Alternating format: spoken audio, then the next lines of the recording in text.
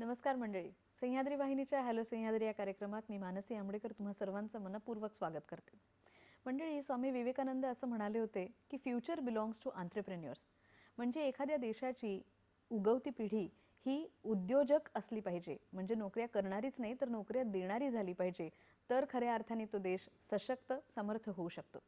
आणि आपल्या भारतामध्ये सुद्धा सध्या तरुणाई ही स्टार्टअप्सचा विचार आपलं करिअर म्हणून करतेच आहे.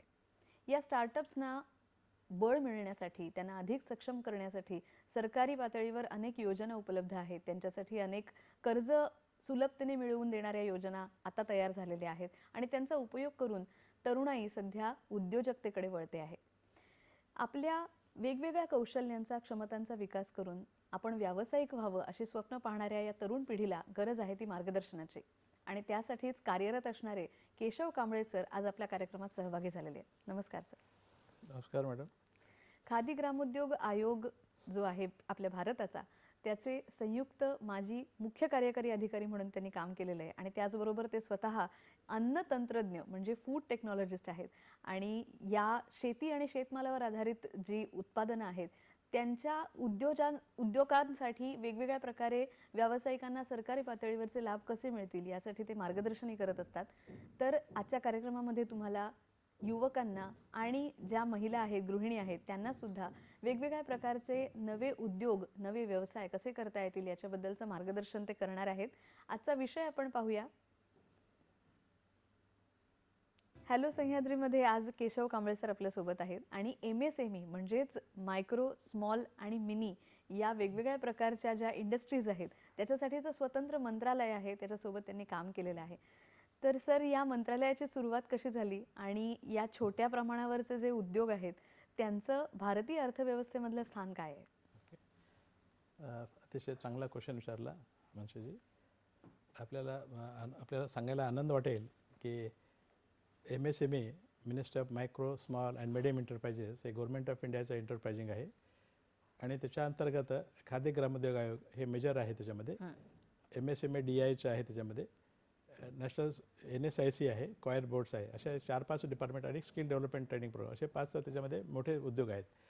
बेसिकली खादी ग्रामोद्योग आयोग भारत सरकारचा याच्यामध्ये महात्मा गांधीजीच्या परमपूज्य महात्मा गांधीजीच्या प्रेरणेनं जेव्हा आपण स्वातंत्र्याच्या पिढ्यामध्ये स्वदेशी वापरा, स्वदेशी कपड्याचा वापर करावा म्हणून त्यांनी लोकांना कसं युनायटेडली कसं करता येईल, एकत्रितपणे कसं करता येईल म्हणून त्यांनी म्हणजे चरखा सुरू केला गेला. आणि त्या चरख्यापासून स्वतः कपडा तयार केला पाहिजे, खादीचा कपडा वापरला पाहिजे आणि फॉरेन जे कपडे आहेत त्याला पण त्यांना बहिष्कृत केलं पाहिजे. त्या मुवमेंटमधून एकत्र झालं गेलं आणि त्याचं पुन्हा हळूहळू रूपांतर त्यांच्या प्रेरणेनं की लोकांना जॉब मिळत राहिला, त्याच्यामध्ये स्वावलंबन मिळत राहिले गेले. आणि नंतर खादी ग्रामोद्योग आयोग भारत सरकार हे पार्लमेंट ॲक्टच्या अंतर्गत 57ला ते एस्टॅब्लिश झाले गेलं आहे. आणि त्याच्या अंतर्गत मला सांगायला अतिशय आनंद वाटतो की देशाच्या संपूर्ण कानाकोपऱ्यामध्ये कन्याकुमारीपासून ते काश्मीरपर्यंत, ईस्टपासून ते वेस्टपर्यंत सगळ्या देशामध्ये त्याचे यंत्रणा नेटवर्किंग आहे त्याच्यामध्ये. आणि जिल्हा लेवलचं डिस्ट्रिक्ट ऑफिस असतात. खादी कमिशनचे जे प्रोग्राम आहेत त्याच्यामध्ये मुख्य उद्देश असा आहे की ग्रामीण भागातील लोकांना, ग्रामीण भागातील रॉ मटेरियलचा वापर कसा करावा, त्याच्यात ॲग्रिकल्चर आलं, प्रोसेसिंग आलं, मॅन पॉवर कसं करता येईल, त्याच्यामुळं ग्रामीण भागातील लोकांना तिथलच्याच रॉ मटेरियल्स यूज करून त्याचं फिनिश प्रोडक्ट कसं करावं आणि ते अनेक प्रक्रिया उद्योग केलेलं जे प्रॉडक्ट आहेत त्याला कशा पद्धतीनं आपण शहरामध्ये त्याचं मार्केटिंग करावं आणि शहरामध्ये ग्रामीण भागातलं जे मायग्रेशन होत असतं, मायग्रेशन कसं थांबता येईल म्हणून ग्रामीण भाग हा स्वावलंबन कसं, खेडे स्वावलंबन कसं बनलं पाहिजे या उद्देशाने त्याची स्थापना झालेली आहे. आणि म्हणून त्याच्या अंतर्गत खादी ग्रामोद्योगाच्या अंतर्गत असे बरेचसे सुरुवातीला एक निगेटिव्ह लिस्ट होते, दारू, बिडी, सिगारेट, तंबाखू हे सोडून सगळे उद्योग घ्यायचे होते. परंतु आता इम्प्रूव्हमेंट झालेलं आहे. त्याच्या अंतर्गत संपूर्ण उद्योग घेता येईल. फक्त त्याच्यामध्ये मायक्रॉन 40 मायक्रॉनच्या खाली त्याच्यामध्ये नाही आहे. त्याच्यामध्ये नंतर दारू बिड्या त्याने तर बंदच केलं. त्याच्यामध्ये आता त्याने नवीन सुरुवात केलेलं आहे. नवीन म्हणजे गोटपालन आहे, फिशरी आहे, डेअरी आहे, अशा पद्धतीने त्याला सुद्धा नवीन उद्योग केलेला आहे. त्याच्यामध्ये बेसिक जे भाग आहेत ॲग्रो प्रोसेसिंग इंडस्ट्रीज आहे त्याच्यामध्ये. तर म्हणजे ॲग्रिकल्चर बेसला जे फिनिश प्रोडक्ट बनता येईल तर त्याच्यामध्ये व्हॅल्युएशन कसं करता येईल, त्याच्यामध्ये मग ते फूड प्रोसेसिंग आलं, डेअरी आलं, म्हणजे दाल प्रक्रिया आलं, व्हेजिटेबलपासून डिहायड्रेशन असं करता येईल त्याच्यामध्ये, असं अनेक प्रकारे त्याच्यामध्ये प्रोग्राम केले आहे त्याच्यामध्ये.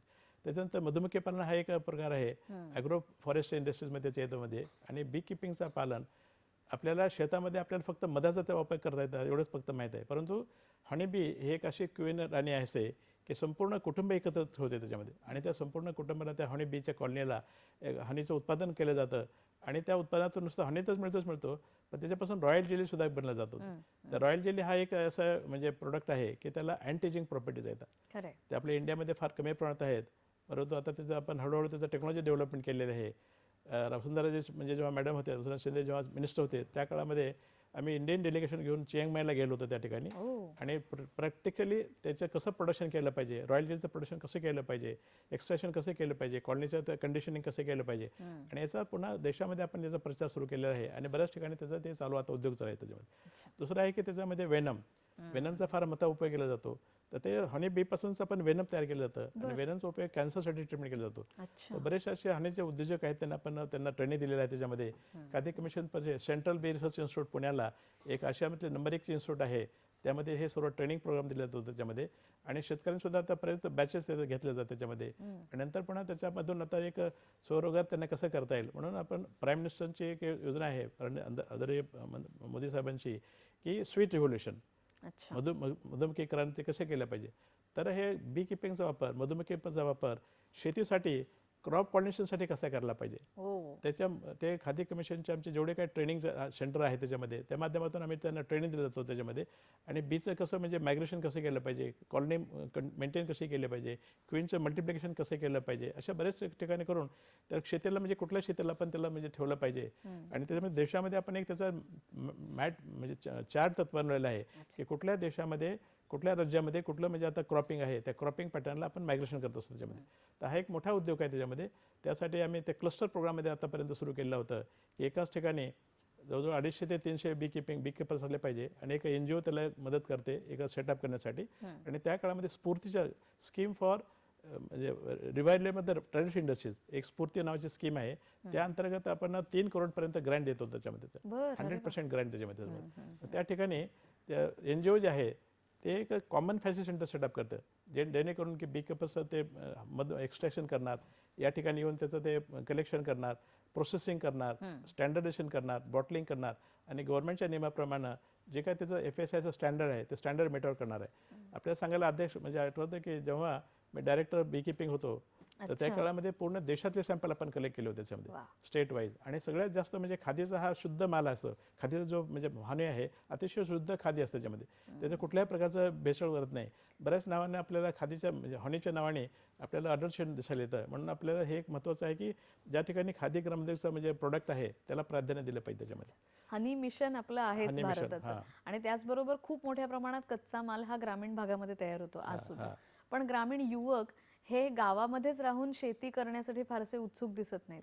पण त्यांना या शेतमालावर आधारित म्हणजे जे उद्योग आहेत नवे याच्याबद्दल जर थोडीशी माहिती दिली किंवा त्याच्याबद्दल जागरूकता निर्माण केली तर कदाचित हे चित्र बदलू शकतं. त्याच्यासाठी काय प्रयत्न होतात? आता आपल्याला खादी ग्रामोद्योग आयोगातर्फे प्राईम मिनिस्टर्स एम्प्लॉयमेंट जनरेशन हा एक प्रोग्राम आहे. Prime minister employment generation program हा अतिशय फ्लॅगशिप प्रोग्राम आहे आणि सक्सेसफुल प्रोग्राम आहे. त्याच्यामध्ये ते उद्योजकांनी जे आपले ग्रामीण भागातले जे मुलं आहेत, शेतकरी आहेत, महिला आहेत, सेल्फ हेल्प ग्रुप आहेत, ट्रायबल ग्रुप आहेत, तर हे प्राईम मिनिस्टर्स एम्प्लॉयमेंट जनरेशनचं स्कीम इतकं म्हणजे बँकर फ्रेंडली आहे आणि युजर फ्रेंडली आहे. याच्यामध्ये आपल्याला सांगू इच्छितो की याच्यामध्ये ओन कॉन्ट्रिब्युशन फक्त 5% लागतं असतं त्याच्यामध्ये SC ST महिलेसाठी आणि जनरल कॅटेगरीचे 10% त्याचं स्वतःचा भाग भांडवल असं आवश्यकता आहे.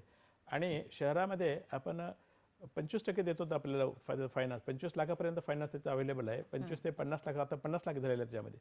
तर 50 लाखाचं हे जे त्याचं म्हणजे पूर्ण लोन आहे त्याच्यामध्ये 35% सबसिडी पार्ट आहे. ते ग्रामीण भागात महिलांसाठी SC साठी आहेत आणि शहरामध्ये 25% त्याच्यामध्ये आहे त्याच्यामध्ये. तर याचा फायदा घेण्यासाठी आपण त्याचे वेबसाईट डेव्हलप केलेले आहे. आता संपूर्ण गव्हर्नमेंट ऑफ इंडियाचं जे प्रोग्राम आहे, प्राईम मिनिस्टरचं त्यांचं विजन आहे की प्रत्येकानं आपल्या घर बसल्या बसल्या कुठल्या ऑफिसला चक्कर न मारता त्याचा कसा अभ्यास केला पाहिजे. त्याच्यामुळे ते वेबसाईटला आपण ते जास्त केलेले आहेत. त्याच्यामध्ये ट्रेनिंग प्रोग्राम झालेला आहे. एंटरप्रेन्योरशिप डेव्हलपमेंट ट्रेनिंग प्रोग्राम आपण ठेवलेला आहे. त्याच्या अंतर्गत सुरुवातीला उद्योग कसा करावा, उद्योगाची कुठली निवड करायला पाहिजे, उद्योगाची निवड करताना आपलं स्किल काय असलं पाहिजे, ज्ञान कसलं असलं पाहिजे, ज्ञान नसेल तर आपण त्याचं कुठं ट्रेनिंग घेतली पाहिजे, हे संपूर्णपणे EDP एंटरप्रेन्योरशिप डेव्हलपमेंट प्रोग्राम हा एक प्रोग्राम आम्ही खादी कमिशनतर्फे आमच्याकडे बरेचसे ट्रेनिंग सेंटर आहेत, बोरिवलीला आहेत, धानोरला आहे, नाशिकला आहे आणि देशामध्ये प्रत्येक राज्यामध्ये ट्रेनिंग प्रोग्राम आहेत ते. आणि ऑनलाईन पण आपण ही ट्रेनिंग प्रोग्रामची तशी व्यवस्था केलेली आहे MSME तर्फे. तर हे ट्रेनिंग प्रोग्राम पूर्ण झाल्यानंतर मग त्याला पूर्ण ज्ञान मिळते की आपण उद्योग कसा करायला पाहिजे, उद्योगात निवड कशी करायला पाहिजे, उद्योगाला त्या प्रोडक्टला कुठं मार्केट आहे, ते मार्केट करताना आपल्याला गव्हर्नमेंटच्या जे स्टँडर्ड नॉर्म्स असतात त्याच्यामध्ये काय काय केलं पाहिजे. म्हणजे एक तर पॅकेजिंगचं एक इम्पॉर्टंट पॅकेजिंग कसं केलं पाहिजे, शेल्फ लाईफ कसं बदललं पाहिजे, त्याचं क्वालिटी स्टँडर्डायझेशन कसं मेंटेन केलं पाहिजे. कारण हे फूड प्रोडक्टला अतिशय इसेन्शियल आहे की त्याचं क्वालिटी असणं अतिशय आवश्यक आहे. म्हणून आपण त्यासाठी क्वालिटी स्टँडर्डायझेशन आपण लॅबोरेटरी सेटअप केलं आहे त्याच्यामध्ये. त्यासाठी सुद्धा आपण फंडिंगची व्यवस्था करत असतो. एकदा त्यांनी जर आयडेंटिफाय केला की कुठला उद्योग करायचा आहे तर त्याला पुन्हा आपल्या असं एक पोर्टल तयार केलेलं आहे, एक सॉफ्टवेअर डेव्हलप केलं आहे की त्यांनी त्या सॉफ्टवेअरच्या माध्यमातून थोडंसं जर माहिती नसेल तर आपल्याकडे ते हँड होल्डिंग सपोर्टसुद्धा आपल्याकडे त्यांनी व्यवस्था केलेली आहे आमच्या ट्रेनिंग सेंटरतर्फे. त्यांना प्रोजेक्ट कसा बनवायचा, प्रोजेक्ट बनल्यानंतर त्याचं बँकेला जे रिक्वायरमेंट असतं ते बँकेचं नॉर्म्स असतात की ते बँकेबल प्रोजेक्ट असला पाहिजे. बँकेबल प्रोजेक्ट म्हणजे काय की वायबल प्रोजेक्ट राहणं. वायबल कसा होऊ शकतो, तर जो उद्योजक आहे त्याला त्याचं ज्ञान असलं पाहिजे, उद्योगाला त्याचं मार्केटिंग कुठे केलं पाहिजे ह्याचं ज्ञान असलं पाहिजे. नसेल तर आपण त्याला तसं पण गाईड करतो त्याच्यामध्ये. म्हणजे या माध्यमातून त्यांना जेव्हा तयार केला गेला तर ह्या सगळ्या प्रोजेक्ट जो डॉक्युमेंटेशन लागतात त्याला आधार कार्ड लागतो, ग्रामीणचं सर्टिफिकेट लागतं ग्रामीण भागात असेल तर. शहरा भागामध्ये सुद्धा आपण शहरामध्ये आपल्याला Khadi commission, Khadi board, DIC, coir board अशा म्हणजे आपण इम्प्लिमेंट एजन्सी त्याने अपॉइंटमेंट केलेलं आहे. यांच्या मार्फत प्रत्येकाचा आपल्याला रोल दिलेला आहे त्याच्यामध्ये. म्हणून ते शहरात सुद्धा आपण तसे उद्योग आपण घेत असतो त्याच्यामध्ये. आणि हे सगळं प्रोजेक्ट तयार झाल्यानंतर ऑनलाईनला पोर्टलला आपण सबमिट करतो त्याच्यामध्ये. पोर्टल सबमिट झाल्यानंतर ऑटोमॅटिक स्टेट डायरेक्टर त्या पाहून ते कन्सर्न बँकेला रिकमेंडेशन करतात त्याच्यामध्ये.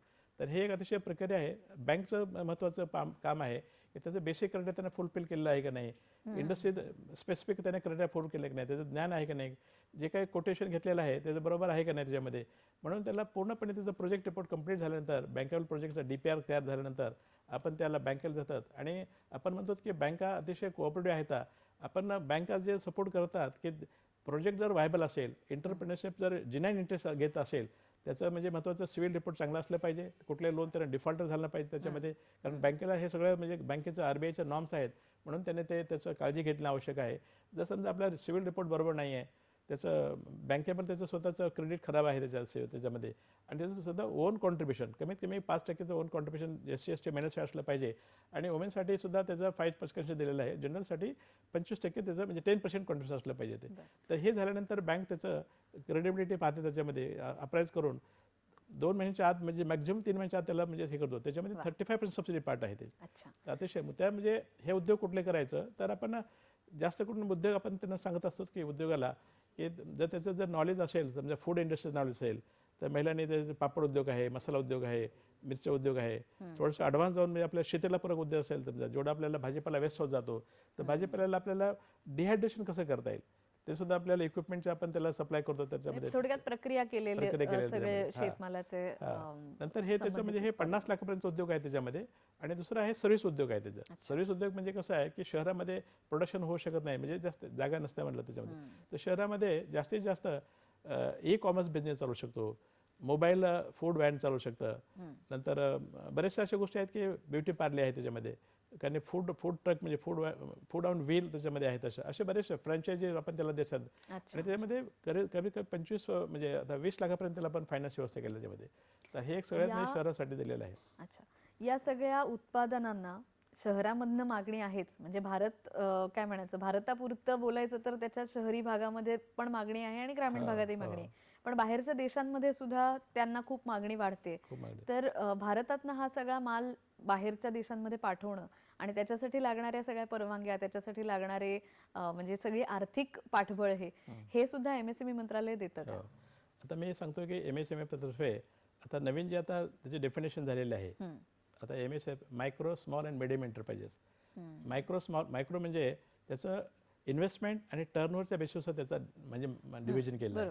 तर त्याचं जर समजा इन्व्हेस्टमेंट 2.5 करोड असेल आणि 25 करोड त्याचं टर्नओव्हर असेल आणि इन्व्हेस्टमेंट त्याचं प्लांट अँड मशिनरीमध्ये 2.5 असेल तर त्याला मायक्रो इंडस्ट्रीमध्ये घेतलं जातं. मिडियममध्ये त्याचं आहे की 100 करोडचं त्याचं म्हणजे इन्व्हेस्टमेंट आहे आणि त्याजवळ 500 करोडपर्यंत त्याचं दिलेलं त्याच्यामध्ये सर्व त्याच्यामध्ये. अशा पद्धतीने त्यांना म्हणजे मिडियम, मायक्रो आणि स्मॉल याच्यामध्ये दिलेलं त्याच्यामध्ये. मॅक्झिमम आता नवीन जे डिफरन्स झालेलं आहे 1.25 पर्यंतपासून ते 500 करोडपर्यंत त्याचं म्हणजे टर्नओव्हरपर्यंत दिलेलं त्याच्यामध्ये.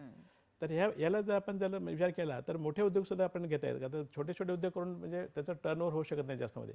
म्हणून हे कशा पद्धतीने टर्नओव्हर आपल्याला घेता येईल, मायक्रो स्मॉल मिडियम एंटरप्राइज त्याच्यामध्ये.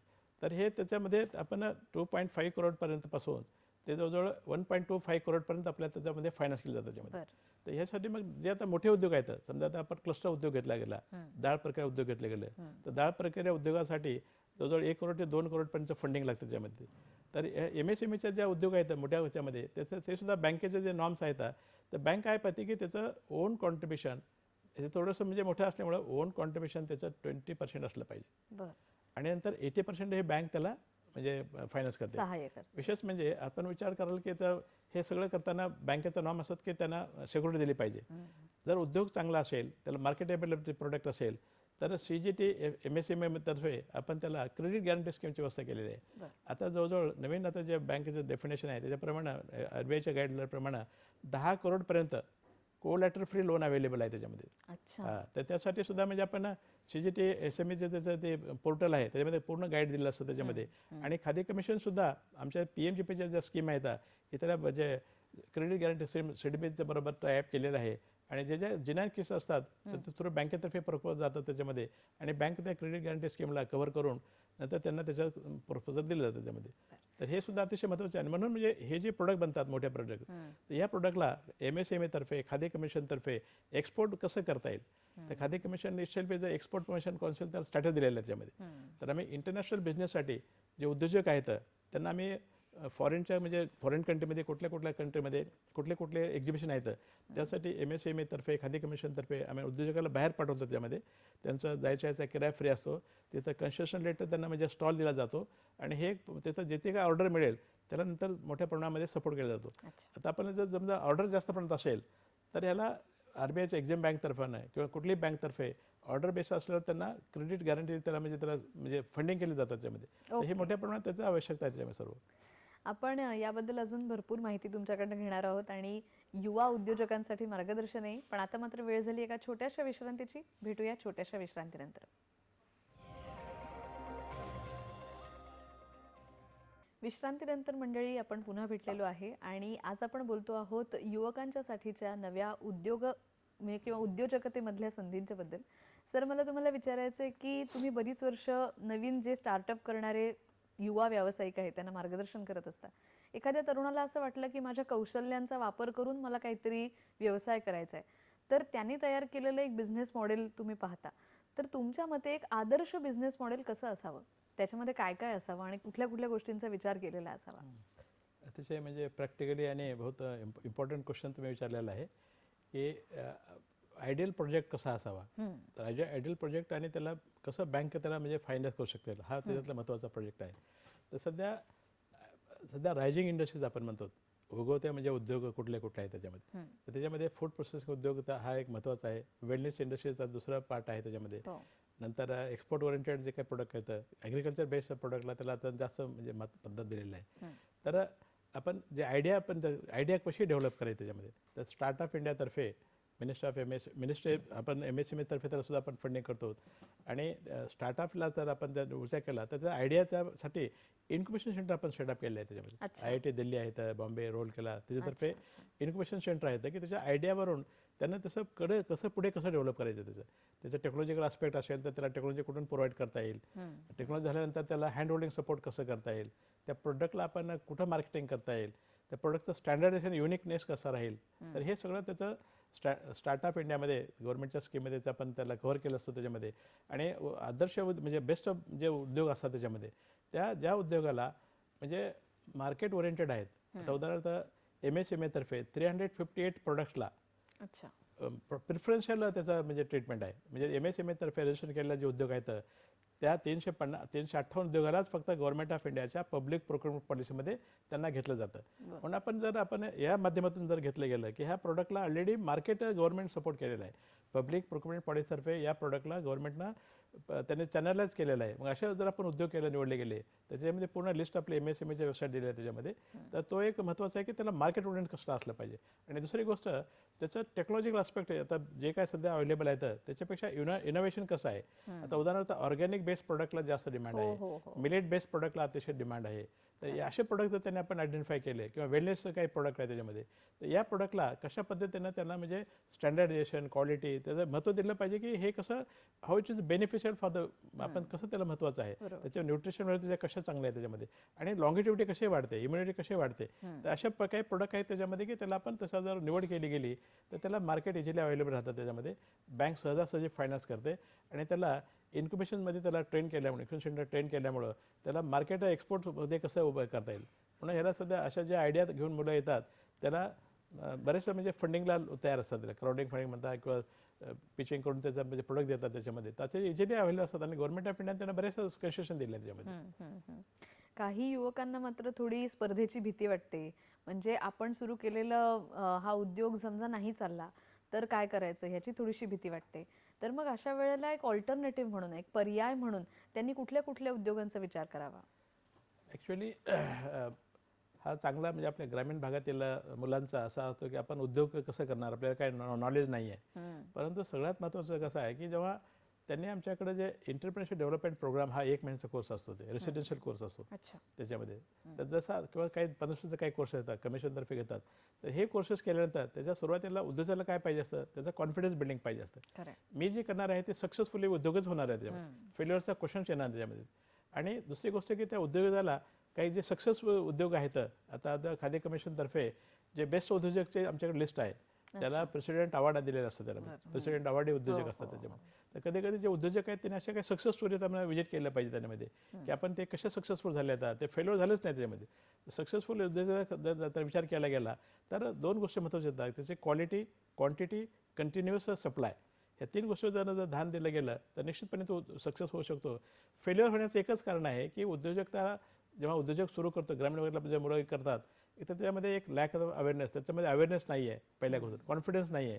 आणि त्याला एक अशी भीती असते की आपण नाही म्हणजे कुठं विकणार आहेत काय करणार आहेत.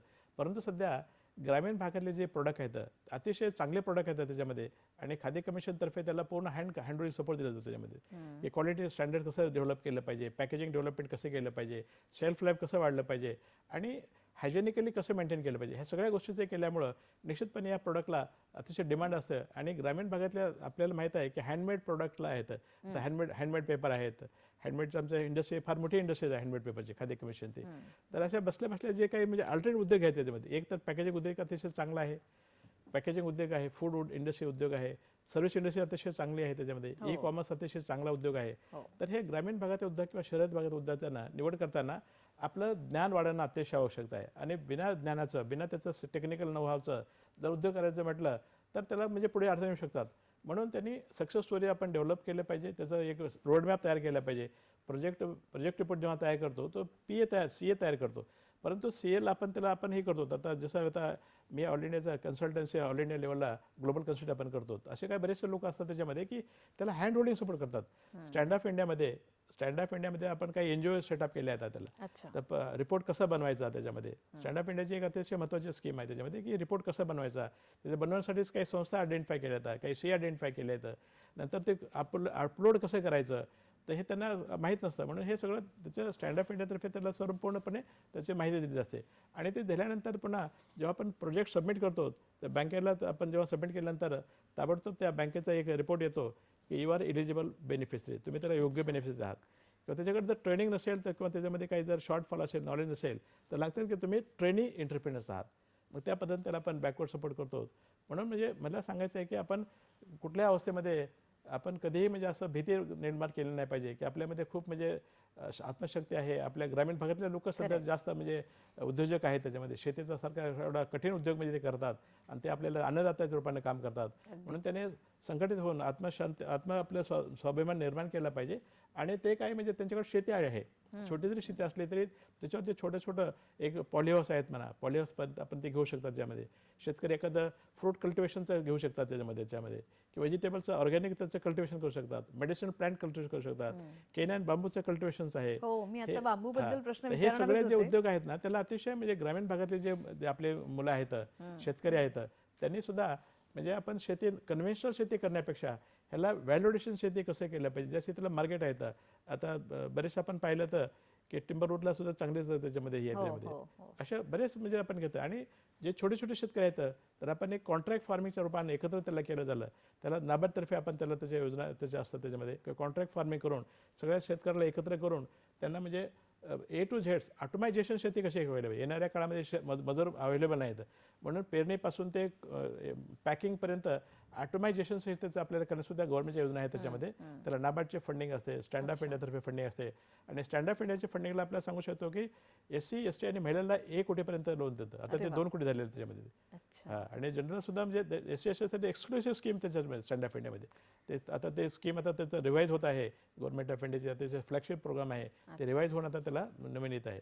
म्हणून उद्योजकांनी आम्हाला सगळ्यांना सांगायचं आहे की आपण एक आत्मविश्वासाने आपण हे उद्योजक करत म्हणजे सक्सेस होणार आहेत, फेडरल विचारच करायचं नाही त्याला, असं केलं पाहिजे. नॅशनल बांबू मिशन सुद्धा आपल्याकडे आहे आणि त्याच्या अंतर्गत खूप वेगवेगळे उपक्रम चालवले जातात.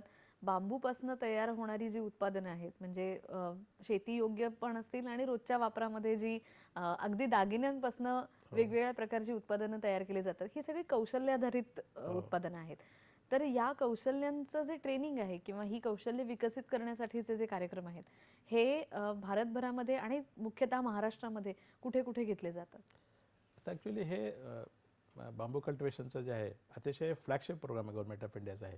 तर ह्याला आपण म्हणजे स्टार्टिंगपासून त्याला म्हणजे कशा पद्धतीचं म्हणजे प्लांटिंग कुठे दिलं पाहिजे, त्याचं कल्टिवेशन कसं केलं पाहिजे, त्याचं कसल्या पद्धतीचं मॅन्युअरिंग डेव्हलपमेंट केलं पाहिजे, जेव्हा ग्रो होतं त्याला त्याच्यापासूनचं व्हॅल्युएशन प्रोडक्ट काय काय केलं पाहिजेत. त्याचा आपण पाहिले की त्याचं म्हणजे आता संपूर्णपणे त्याचं म्हणजे इतकं युटिलिटी प्रोडक्ट आहे त्याच्यामध्ये. तर त्याचं ट्रेनिंगसुद्धा नाशिकला सुद्धा एक ट्रेनिंगचं सेंटर आहे त्याच्यामध्ये. काही NGO जे आहे ते त्याच्यामध्ये आहे त्याच्यामध्ये ते सुद्धा करतात त्याच्यामध्ये. तर हे आमच्याकडं खादी कमिशनतर्फे ह्याचं क्लस्टर रूपात घेतात. केनन बांबूचे मोठे मोठे क्लस्टर उभा केले त्यामध्ये. तर फर्निचरपासून ते बास्केटपासून ते ट्रेपासून ते म्हणजे पेन सगळं A to Z त्याचे प्रोडक्ट आहेत त्याचे कन्झ्युमर प्रोडक्ट. तर हे सध्या ट्रेनिंगची ऑलरेडी व्यवस्था आहे. खादी कमिशनचे ट्रेनिंग प्रोग्राम आहेत आपण त्याच्यामध्ये. त्या ट्रेनिंगच्या माध्यमातून सुद्धा आपण त्यांना पोस्ट हार्वेस्टिंगला आपण त्याचं कसं करता येईल आणि प्लांटेशनसाठी गव्हर्नमेंट ऑफ महाराष्ट्राचा सुद्धा आपल्याला एक चांगली स्कीम आहे. त्या ठिकाणी आमचे फार्मर आमचे एक senior officer IAS officer garage म्हणून आता त्याचं CO म्हणून काम करत आहे त्याच्यामध्ये. अतिशय प्रामाणिक अधिकारी आहे त्याच्यामध्ये आणि खूप नॉलेजेबल आहेत. तर UNDPचा प्रोजेक्ट आम्ही त्यांच्यावर इम्प्लिमेंट केला त्याच्यामध्ये. तर हा सुद्धा आपल्याला फक्त कसं आहे की माहिती भरपूर आहे, फक्त त्यांनी म्हणजे विचार केला पाहिजे आपण काय केलं पाहिजे त्याच्यामध्ये. कारण प्रत्येकाकडे काही शेतजमीन नसेल किंवा प्रत्येकाकडे जर तेवढ्या उपलब्धी नसतील तरी सुद्धा जर का त्यांना उद्योजक व्हायचं असेल तर कुणाशी जोडून घेता येईल आणि काय काम करता येईल हे आपण जाणून घेऊया. पण आता मात्र कार्यक्रमात छोटीशी विश्रांती घेऊया आणि पुन्हा भेटूया.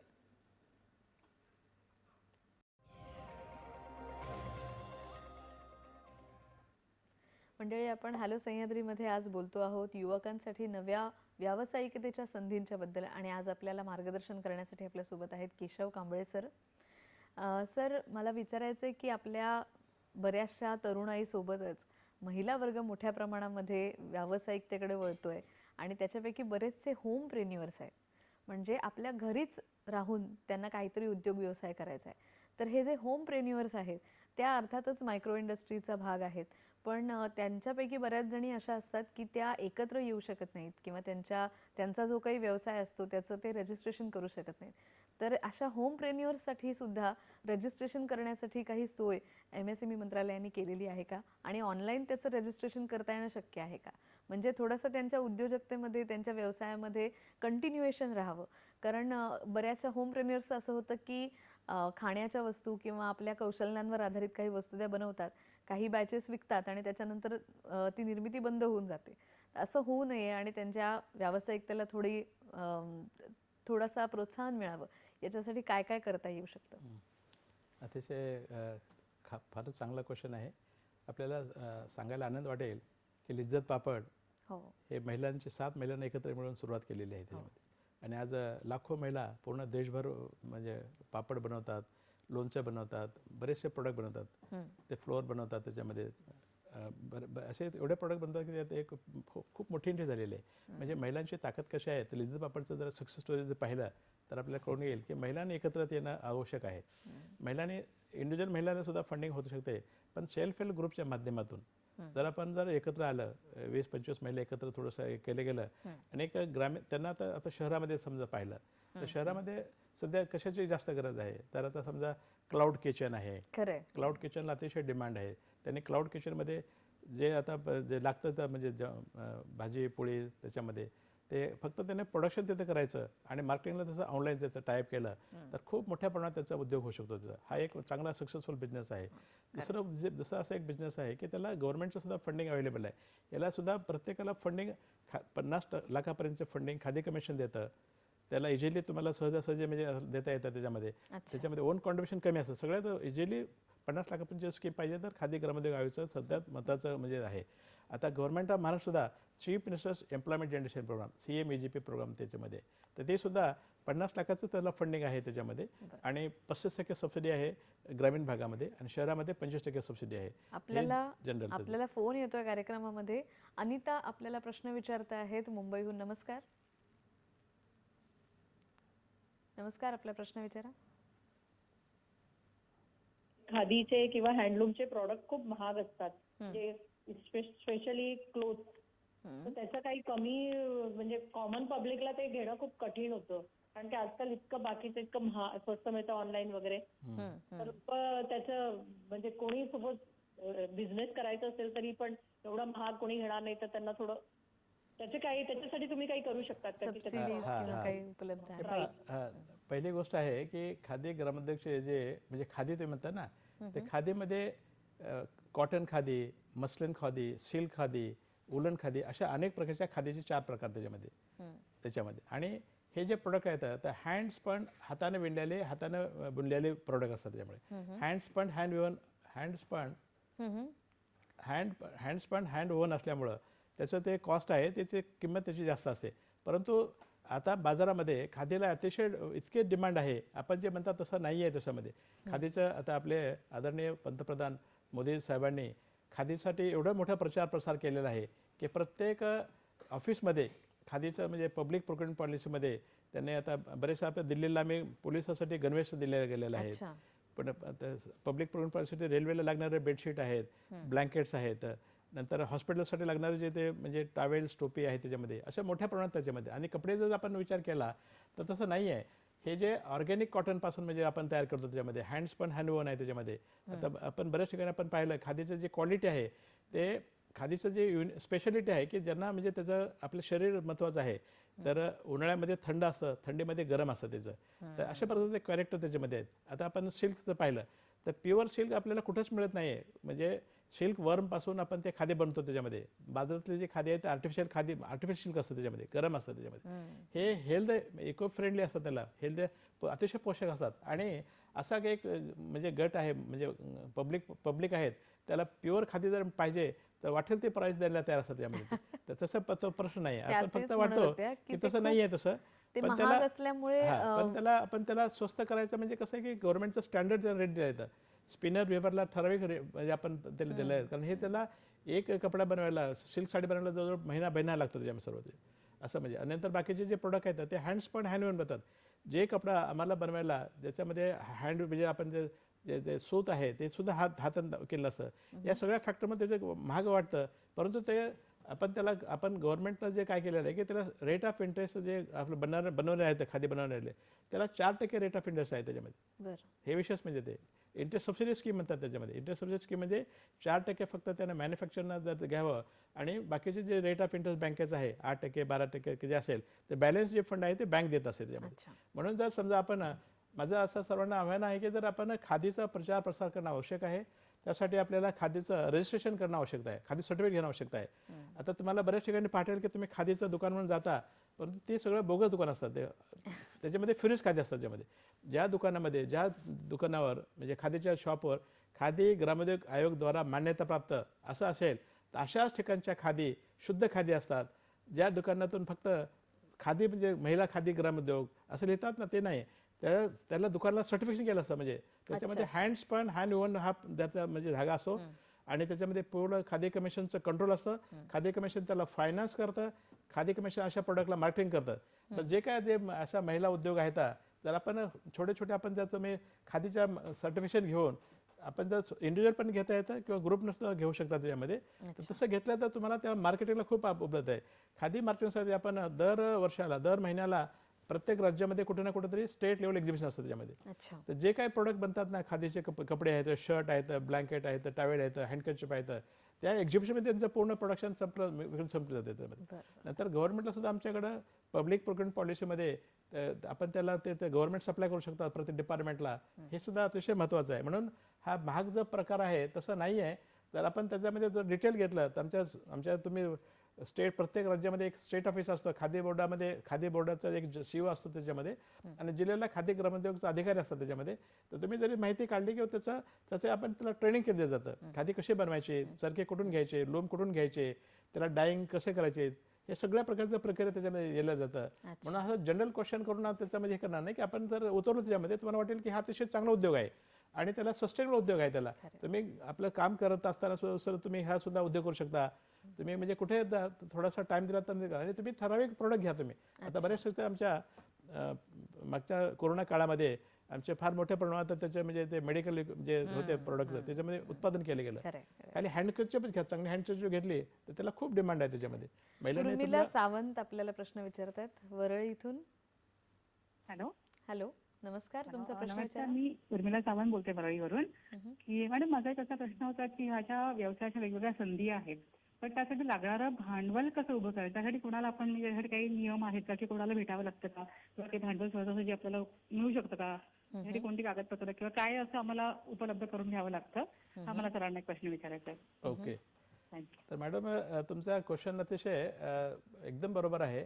आपण काय करतो होतो मॅडम की तुम्ही जर समजा तुम्हाला फंडिंगची किती गरज आहे हे जर तुम्ही आयडेंटिफाय केलं की तुम्हाला 10 लाख पाहिजे, 25 लाख पाहिजे, 1 कोटी पाहिजे, तुमची कॅपॅसिटी किती आहे त्याप्रमाणे तुम्ही विचार केला तर आपण असं गृहीत धरा की आपण एक महाराष्ट्रामध्ये एक साधारणतः 20 लाखापासून ते 50 लाखापर्यंत आपण एवढं पद्धत सहज करता येतो त्याच्यामध्ये.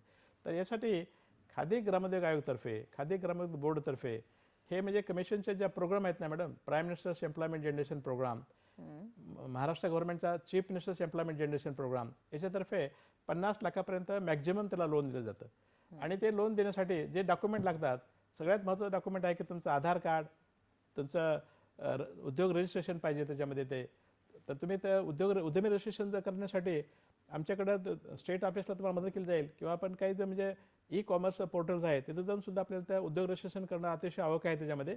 त्याच्यामुळे उद्यमी रजिस्ट्रेशन जर झालं तुम्ही त्याच्यामध्ये तर तुम्हाला ऑटोमॅटिक त्याच्यामध्ये की प्रोजेक्ट रिपोर्ट त्याला बनणं आवश्यक आहे. तर प्रोजेक्ट रिपोर्ट कसा बनला जातो, तर तुम्हाला कुठला उद्योग करणार, आता उदाहरणार्थ तुम्ही एखादा कपड्याचा उद्योग घेतला म्हणला तर कपड्याचं आपण रॉ मटेरियल कुठून घेणार, त्याचे कॉस्ट किती लागणार, त्याच्यामध्ये मशिनरी कुठला लागणार, त्याचे ते कोटेशन वगैरे सर्व आपल्याला घेणं आवश्यक आहे. आणि त्याच्यावर एक बँकेला लागणार जे प्रोजेक्ट रिपोर्ट असतो ते प्रोजेक्ट रिपोर्ट आपण बनवायचं होतो. तर आपल्याला प्रोजेक्ट रिपोर्ट आपल्याला बनवता येत नाही, म्हणून बरेचसे आपल्याला EDP ट्रेनिंग प्रोग्राम आहेत, एंटरप्रेन्योरशिप डेव्हलपमेंट प्रोग्राम आहेत, त्याच्यातर्फे आम्ही ते प्रोजेक्ट कसा बनला जातो हे सुद्धा ट्रेनिंग दिली जाते. आणि आमच्या जिल्हा म्हणजे नाशिकला आहेत, बोरिवलीला आहेत, धानोरला आहेत, अशा ठिकाणी ह्या सगळं स्पेशली बजेट घेतलं जातात.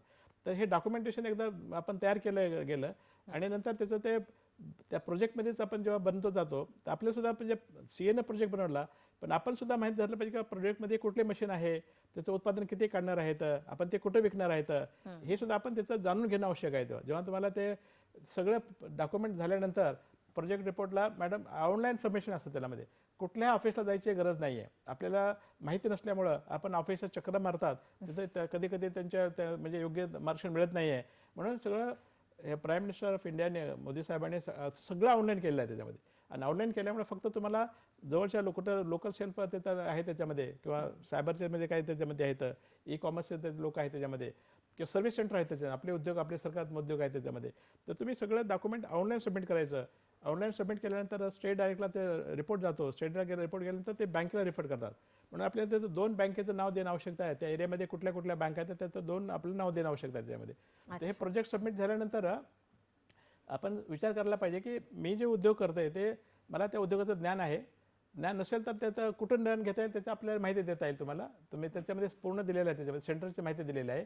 आणि सगळ्यात महत्त्वाचं, आपण लोन घेताना सगळ्या बँकेचे लोन आहे तर subsidy khadi commission government of इंडियाची देत असते त्याच्यामध्ये. म्हणून आपल्याला उद्योजकाला विचार केला पाहिजे की मी कुठलाही लोन बुडवलं नाही आहे, डिफॉल्टर नाही आहे, माझा सिव्हिल रिपोर्ट चांगला आहे. आणि मी जे काही 5% किंवा 10% जे आपल्या स्वतःचं भागभांडवल आहे, हे 3 गोष्टी जर आपण जर पूर्तता केली तर बाकी संपूर्ण म्हणजे आपल्याला मदत केली जाईल. आणि जर तुम्हाला काही जर प्रॉब्लेम आले असले तर तसं माझा नंतर शेवटी तुम्हाला नंबर दिला जाईल की कुठल्याही ऑल इंडियामध्ये गेले म्हणजे ऑल इंडियाचं पूर्ण हे असल्यामुळे सगळ्या पद्धतीनं आपल्याला घरी बसल्या बसल्या तुम्हाला पूर्ण गायडन्स दिलं जाईल त्याच्यामध्ये. तेही सुद्धा महत्त्वाचं आहे त्यामध्ये. निपाणीहून शिवानंद वसेदार आपल्याला प्रश्न विचारतायत. नमस्कार, तुमचा प्रश्न नमस्कार विचारा. मॅडम. माझा प्रश्न असा आहे, सध्या भरपूर युवा पिढी शिक्षण घेऊन ते घरी नोकरीपासून वंचित बसलेले आहेत. मग त्यांना ते नोकरी करायची म्हणजे नको मिळत नाही आणि बिझनेस करायचं म्हटलं तर त्यांना मार्गदर्शन मिळत नसतंय. मग तशांना गव्हर्नमेंट कडून कुठलं अनुदान वगैरे मिळू शकतं काय, किंवा ऑफलाईन मध्ये अर्ज कुठं करायचं असतंय किंवा ऑनलाईन मध्ये अर्ज कुठं करायचं असतंय, याबद्दल त्या गावी असं माहिती मिळू शकते काय, कुठं माहिती घ्यायचं त्याबद्दल तुम्ही काय मार्गदर्शन कराल असा प्रश्न आहे. बरेचसे युवक शिक्षण घेऊन सुद्धा व्यावसायिक होऊ शकत नाहीत आणि त्याकरता मार्गदर्शन कुठे मिळेल, हे ग्रामीण भागामध्ये कुठे मिळेल? आता हे आपल्याला ग्रामीण भागातले जे आपले उद्योजक आहेत, महिला आहेत, तर प्रत्येक तालुका लेवलला म्हणजे जिल्हा लेवलला आमचं ऑफिसेस आहेत. खादी बोर्डचं ऑफिस आहे, जिल्हा उद्योग केंद्राचं ऑफिस आहे आणि खादी कमिशनचं स्टेट लेवल ऑफिस आहे. तर ह्या जिल्हा लेवलच्या DIC जे आहेत ना, जिल्हा उद्योग केंद्र, यांच्या मार्फत तिथं जर आपण व्हिजिट केली गेली तर तुम्हाला त्याच्यातलं म्हणजे पूर्ण माहिती मिळेल की तुम्हाला कुठला उद्योग करायचा आहे त्याच्यामध्ये. तसं पण जर मुलं जर शिकले असेल तर समजा मी सांगतो की तुम्ही जर निवड केली गेली, तुम्ही आता आजकाल एवढं म्हणजे आर्टिफिशियल इंटेलिजन्सचा वापर झालेला आहे, तुम्ही गुगलला विचारा की हा उद्योगासाठी मला कुठल्या मला कॉन्टॅक्ट करायचे, त्याला म्हणजे कॉन्टॅक्ट नंबर द्या, लगेच तुम्हाला त्या गुगलवर तुम्हाला मिळेल. तुम्ही सांगा की ह्याला मला फंडिंग पाहिजे, 10 लाखाचे पाहिजे, 20 लाख पाहिजे, कुठल्या डिपार्टमेंटला जायला पाहिजे, you will get the information. जर त्यांच्याकडे नसेल तसं तुम्ही प्रत्यक्षात लोकलच्या जिल्हा उद्योग केंद्राला आमच्या तिथं जाऊ शकता किंवा आमच्या स्टेट डायरेक्टर असतात, प्रत्येक राज्यामध्ये स्टेट डायरेक्टर असतात, तर स्टेट डायरेक्टर ऑफिसमध्ये जाऊन तिथं माहिती घेऊ शकता. परंतु माझ्या सगळ्याला विनंती आहे, आपण आत्मदीप भव, जास्त तिथं अवलंबून राहता, स्वतः बसल्या बसल्या तुम्ही बाकीचे एवढे म्हणजे ग्रुपवर जाता, फेसबुक जाता, ते टाइम वेस्ट न करता तुम्ही जर सोशल मीडियाचा वापर केला आणि तुम्ही बघितलं किंवा खादी ग्रामोद्योगची वेबसाईट कुठली आहे, जिल्हा उद्योग केंद्राची वेबसाईट कुठली आहे, MSMEची वेबसाईट कुठली आहे, वेबसाईटलाच फक्त मी गुगलला जा, तुम्हाला सगळं माहिती मिळून देतं. त्याच्यामध्ये मराठी सुद्धा सांगा किंवा मला इंग्लिशमध्ये मराठीमध्ये ट्रान्सलेट करा. अशा पद्धतीने तुम्ही विचार केला म्हणजे भाषेचाही अडसर काहीच अडचण नाही. तुम्ही जर समजा कुठल्याही गुगलला तुम्ही झालं की मला या धंद्याची मला माहिती पाहिजे, काय माहिती पाहिजे, ट्रेनिंग कुठे मिळते, लगेच तुम्हाला सांगत जाईल. आणि याच्याशिवाय सुद्धा हे जे बाकीचे जे ऑफलाईन जे सर्व्हिसेस आहेत, तुम्हाला कधी वेळ मिळाला तर तुम्ही जिल्हा उद्योग केंद्रात जाऊ शकता, शहरामध्ये असेल तर स्टेट नॅशनल खादी बोर्ड आहेत. त्याच्यानंतर सगळ्या बँकेला सुद्धा आपण तसं आपण बँकेला निवड केल्या. देशामध्ये 1.25 लाख बँक आहेत. तर कुठल्या बँकेत जाऊन तुम्ही जरी विचार केला की मला MSMEची स्कीम घ्यायची आहे, मला एलिजिबिलिटी काय पाहिजे, मला काय घेतलं तयार केलं पाहिजे, तर प्रत्येक ठिकाणी अगोदर विचार की तुम्हाला कुठला उद्योग करायचा आहे, तुम्हाला काय ज्ञान आहे. थोडक्यात माहिती मिळण्यासाठीचे वेगवेगळे पर्याय आहेत आणि ITI सुद्धा मला वाटतं त्याच्यामध्ये उपयोगी ठरू शकते. ITI सुद्धा आहे त्याच्यामध्ये. पण एवढंच सांगायचं की फक्त आपल्या ग्रामीण भागाच्या मुलांनी एकत्रितपणे येऊन जर तुम्ही असा विचार केला की तुम्हाला तिथं उद्योजक शिबिर आवड करायचं असेल तर ते सुद्धा आपण बऱ्याच ठिकाणी आयोजित करून ग्रामीण भागात उद्योग शिबिर आयोजित करू शकता. तुम्ही तिथं पत्र लिहा, तुम्ही आम्हाला सांगा आमच्याकडे 100 लोक आहेत, 100 लोक त्याला अवेअरनेस कॅम्प म्हणतात. त्याला अवेअरनेस कॅम्प आपण ते देऊ शकतो. त्याच्यामध्ये ते खादी कमिशन आहे, बँका आहेत, सगळे डिपार्टमेंटचे त्यांनी त्याचं एक टार्गेट आहे. ते नॅशनल SC/ST हब आहे त्याच्यामध्ये, ते सुद्धा अशा प्रोग्रामचे ते करतात. त्याच्यामध्ये जाऊन ग्रामीण भागातील मुलं देतात त्याच्यामध्ये. आणि आपल्या हॅलो सह्याद्रीच्या वाहिनीच्या माध्यमातून अतिशय चांगला उपक्रम आहे की आपण स्वतः उद्योजक कसं बनलं पाहिजे, आपण जॉब शोधण्यापेक्षा आपण जॉब देणारे कसं बनलं पाहिजे. आणि आपल्यामध्ये कॅपॅसिटी आहे, क्वालिटी आहे, आपण एवढं म्हणजे आत्मविश्वासाने आपण सांगू शकतो. फक्त आपण नॉलेज इज द पॉवर. आपण नॉलेज कसं वाढवायचं, कुठे घ्यायचं, आणि ज्याला म्हणतात ना की ज्याला स्वतःच्या परिस्थितीला चीड येत नाही तोपर्यंत त्या चिडी म्हणजे परिस्थिती विरुद्ध तो बंड करू शकत नाही. प्रेरणा मिळणं आवश्यक आहे. त्याला स्वतःच म्हणजे टेम्परली त्याला हे करण्यापेक्षा त्याच्या आत्म्यातून त्याला कसं मिळायला पाहिजे, त्याला मला काहीतरी करायचं आहे, मला किती वर्ष जगण्यापेक्षा मी किती दिवस जगणार आहे, स्वाभिमानी जगणार आहे, उद्योजक म्हणून जगणार आहे का आपलं जस्ट ऑर्डिनरी लाईफ जगणार आहे, मिझरेबल लाईफ जगणार आहे, तर त्यानं त्याचं चॉईस केलं पाहिजे की मला उद्योजक बनवायचे. आणि गव्हर्नमेंट ऑफ इंडियाच्या, भारत सरकारच्या अनेक योजना आहेत त्याच्यामध्ये. एकीकडे पैसा म्हणजे खर्च होत नाही आहे. आता माझ्याकडे परवा स्टेट बँक ऑफ इंडियातर्फे मला एक मिटिंगला बोललं होतं, 35 लाख करोड रुपये त्यांच्या डिस्बर्समेंटचे बाकी आहे त्याच्यामध्ये. त्यांना योग्य बेनिफिट मिळत नाही, तर त्यांच्यामध्ये 5 कोटी रुपयाचं कोलॅटरल फ्री लोन अवेलेबल आहे. त्यांचं म्हणजे बऱ्याच सगळं सांगतं की तुम्ही आता मुंबईत आहे, तर मुंबईमध्ये सगळ्या बँकेबरोबर माझं पर्सनली कोड म्हणजे मीटिंग होतं आणि हे एक माझं पॅशन म्हणून मी काम करतोय. आता मी म्हणजे गेले 45 इयर्स माझा एक्सपिरियन्स राहिलेला आहे. आता मला काही करण्याची गरज नाही आहे. पण कसं आपण लोकांना कसं स्वाभिमान बनवता येईल, म्हणजे मी आता म्हणजे मी कोण होतं विसरून जाऊन मी प्रत्येक गल्लीला जातो, क्या बात. जिल्हा परिषदेला जातो, सरपंचाकडे जाऊन मिटिंग कॉल करतो, ऑनलाईन मिटिंग घेतो त्याच्यामध्ये. तर आपण कधीही तुम्ही जर म्हणत असाल की तुमच्या गावामध्ये मिटिंग करत असेल तर तुम्ही आपण झूम मिटिंग करता येईल आणि तुम्हाला पूर्ण त्याच्यामध्ये ऑनलाईनचं गाईड दिलं जाईल त्याला. दिस इज ऑल्सो पॉसिबल त्याच्यामध्ये. पण तुम्ही ठरवा की आपल्याला सगळ्या गावातून एकत्र करायचं त्याच्यामध्ये सर्व. अच्छा. एकंदरच ह्या पूर्ण विषयामध्ये जर आपण शिरलो तर त्याच्यात खूप कंगोरे आहेत. म्हणजे मार्गदर्शन हा तर एक मोठा पर्याय किंवा ही तर एक मोठी गोष्ट आहेच, पण त्याचबरोबर सगळ्या पातळ्यांच्या वरनं आपल्याला यश मिळणं किंवा एखाद्या गोष्टीला यशस्वी होता येणं किंवा यशस्वी म्हणणं हे सुद्धा आहे. म्हणजे आपल्याला एखादा उद्योग करायचा आहे आणि तो उद्योग यशस्वी झाला आहे असं आपण केव्हा म्हणू शकतो, याचे नॉर्म्स प्रत्येकाचे वेगवेगळे आहेत. आणि थोडंसं यश मिळालं की लगेच हुरळून जाणारी अशी तरुण पिढी सध्याची होते. तर थोडंसं टिकाऊपणे म्हणजे सस्टेनेबिलिटीकडे जाणारं असं उत्पादन किंवा असे वेगळे व्यवसाय कुठले असू शकतात. म्हणजे आता मुलं, आता तुम्ही म्हणालात तसं AIचा विचार करतातच आहेत, त्याचबरोबर क्रिप्टो आहे किंवा त्याच्याबरोबर एनर्जी सोर्सेस त्या क्षेत्राचाही विचार करत आहेत. तर खादी ग्रामोद्योग सारखेच हेही सगळे व्यावसायिकतेचे पर्याय त्यांच्यासमोर उपलब्ध आहेत. त्यासाठीचे कर्ज योजना वेगवेगळ्या कुठल्या आहेत आणि ज्याच्यासाठी सुशिक्षित पण बेरोजगार असलेल्या तरुण मुलांना कसं मार्गदर्शन केलं जाऊ शकतं. बरं. तर हे अतिशय चांगला क्वेश्चन आहे मॅडम. आपल्याला म्हणजे गव्हर्नमेंट ऑफ इंडियाचं आता मी जस्ट एक टिपिकल थोडंसं नाव घेतो की जे इझिली तुम्हाला फंडिंग मिळू शकतं त्याच्यामध्ये. एक तर खादी ग्रामोद्योग आयोगचं prime ministers employment generation program, याची जी स्कीम आहे ते अतिशय बँकर्स फ्रेंडली आणि बेनिफिशरी फ्रेंडली आहे. त्याच्यामध्ये ओन कॉन्ट्रिब्युशन्स म्हणजे 5% to 10% आहे, सबसिडी पार्ट जास्त आहे आणि इझिली तुम्हाला सगळं ऑनलाईन पोर्टल तयार करता येते त्याच्यामध्ये. तर हा एक त्याच्यामध्ये झाला. दुसरं त्याच्यामध्ये जर आपण खादीचं आपण शहरात असेल तर आपण खादी ग्रामोद्योगचं सेल्स आउटलेट टाकू शकता. खादी कमिशनचं भंडार, त्याला म्हणजे खादी भवन म्हणतात त्याच्यामध्ये. तर त्याला सुद्धा आपल्याला फंडिंग 20 लाखापर्यंतचे फंडिंग अवेलेबल आहे. हे खादी कमिशन आहे. तेच मला जर मोठं टाकायचं असेल तुम्हाला तर MSMEच्या अंतर्गत 1 कोटीपर्यंत सुद्धा लोन त्याला अवेलेबल आहे.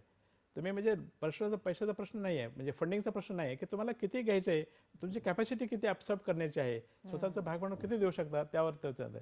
दुसरी स्कीम आहे की आपण इथं मार्केटिंग करण्यासाठी आपण त्याला कसं करू शकतो. मार्केटिंग आता ते सगळ्यात सोपं आहे. तुम्ही एखाद्या आपल्याला ज्ञान असलं तरी काही लोक मिळतात त्याच्यामध्ये. एजन्सीज आहेत, एजन्सीज आहे, फेसबुक मीडिया तुमचा आहे, व्हॉट्सअप आहे, त्याच्यामध्ये इंस्टाग्राम आहे. त्याच्यामध्ये आपण बाकीचे तर बरेचसे ग्रुप इकडून तिकडे निरोप पाठवतो.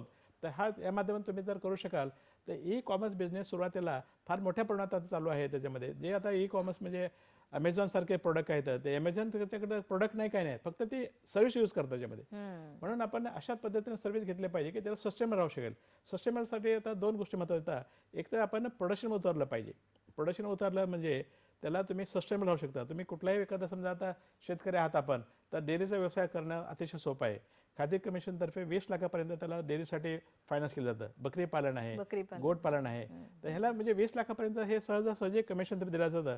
तेच NDDB आहे, नॅशनल डेअरी डेव्हलपमेंट बोर्ड आहे, त्याला 5 कोटीपर्यंत सुद्धा मोठ्या म्हणजे जर क्लस्टर असेल त्याला सुद्धा फंडिंग अवेलेबल आहे. त्याच्यामध्ये सबसिडी पार्ट आहे, इंटरेशन कमी आहे. तर मोठ्या शेतकऱ्यांना हा विचार केला पाहिजे. त्याच्यापेक्षा अजून जर मोठं पाहिजे की सगळं आपल्या जेवढं काही आपलं अन्नधान्य पिकलं जातं त्या गावामध्ये, तर आपण जर समजा मिलेट बेसचं आपण जर प्रोत्साहन दिलं गेलं, मिलेटच आपलं बाजरी, ज्वारी असे जे प्रोडक्ट आहेत ना, त्या मिलेटला आपण जर कन्व्हर्शन केलं गेलं, एकत्र केलं, त्याचं गोडाऊन बांधण्यासाठी आपल्याला फंडिंगची आवश्यकता आहे. ते सुद्धा MSMEच्या अंतर्गत येऊ शकतं. कॉर्पोरेशन ते सुद्धा आपल्याला त्याला मोठ्या प्रमाणात फायदा देता येतं. कोल्ड स्टोरेज सुद्धा आपल्याला घेता येतं. म्हणजे ह्या अशा बऱ्याचशा स्कीम आहेत. म्हणून ज्यांना सुरुवातीला आपण प्रोडक्शनमध्ये जावं, प्रोडक्शन उत्पादनामध्ये गेल्यानंतर त्याचं टिकून राहू शकतं, कन्सिस्टन्सी राहते ते.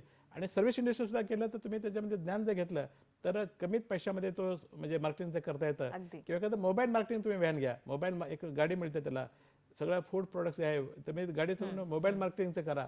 एखादा डॉक्टर असाल, समजा तुम्ही नर्सेस केला असेल तर मोबाईल हॉस्पिटल सुरू करतात त्याच्यामध्ये. ते ब्लड कलेक्शन आहे त्याच्यामध्ये. असं बरेच ब्युटी पार्लर मोबाईलचं आपल्याला करता येईल. फ्रँचाईज आपल्याला घेण्यासाठी फंडिंग आहे समजा. असं बऱ्याच म्हणजे फंडिंगचा प्रश्न नाही आहे. तुम्ही म्हणजे तुम्हाला फंडिंग होतं पाहिजे, 50 लाखापर्यंत कमिशन देतं, 5 कोटी ते 10 कोटीपर्यंत MSME देतं. आता त्याला तर 1.25 करोड पण झालं त्याच्यामध्ये.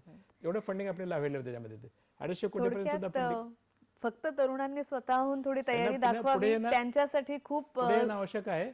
खूप काही आपल्याकडे उपलब्ध आहे. आणि या विषयावरती आज तुम्ही आमच्याशी खूप गप्पा मारल्यात आणि खूप चांगलं मार्गदर्शन केलं. पण आता मात्र आपल्या कार्यक्रमाची वेळ संपत आलेली आहे. त्यामुळे हॅलो सह्याद्रीमध्ये तुम्हाला भरपूर प्रश्न विचारायला मिळाले आणि तुम्हाला भरपूर माहिती मिळालेली आहे. त्याच्याबद्दल जर अधिक माहिती हवी असेल तर तुम्ही अर्थातच खादी ग्रामोद्योग आयोगाच्या वेबसाईटला भेट देऊ शकता. संकेतस्थळावर ती माहिती तुम्ही घेऊ शकता. पण आता मात्र इथेच थांबूया. पाहत रहा सह्याद्री वाहिनी. नमस्कार.